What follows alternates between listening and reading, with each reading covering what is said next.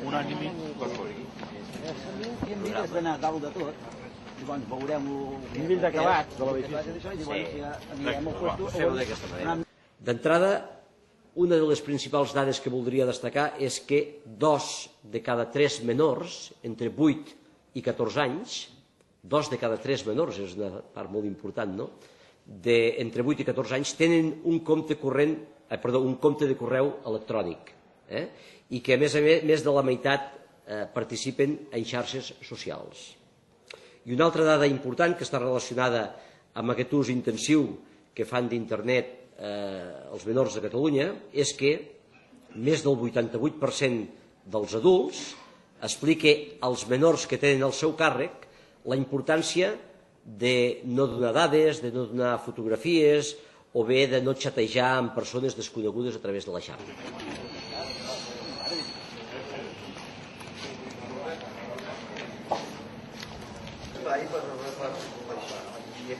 Però això s'ha d'explicar.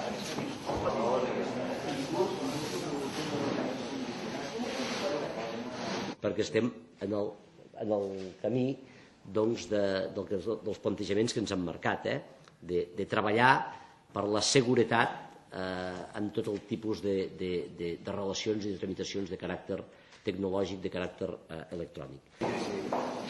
I aquí es veu l'hospital? Bueno, no es veu perquè... Darrere, sí que n'han vingut els vistos. Josep.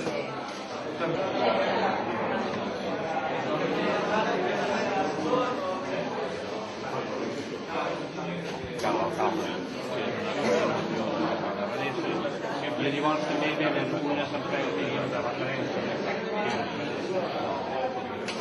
Aquí també venen molt.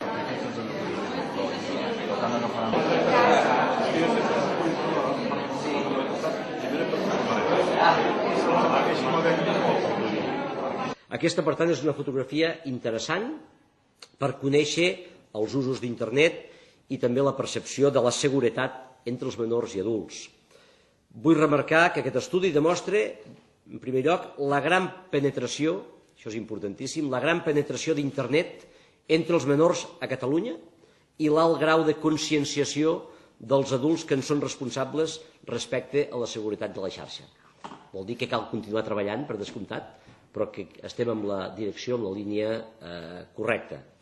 I també estem davant d'un estudi interessant per veure quins usos fan els menors d'internet, quina és l'actitud dels adults, els pares, les mares, davant les amenaces que presenta i la vulnerabilitat i les amenaces i l'afectació que presenta actualment la xarxa. I aquesta és una de les propostes impulsades pel CSICAT, cal remarcar-ho, i també per la FOPSIC.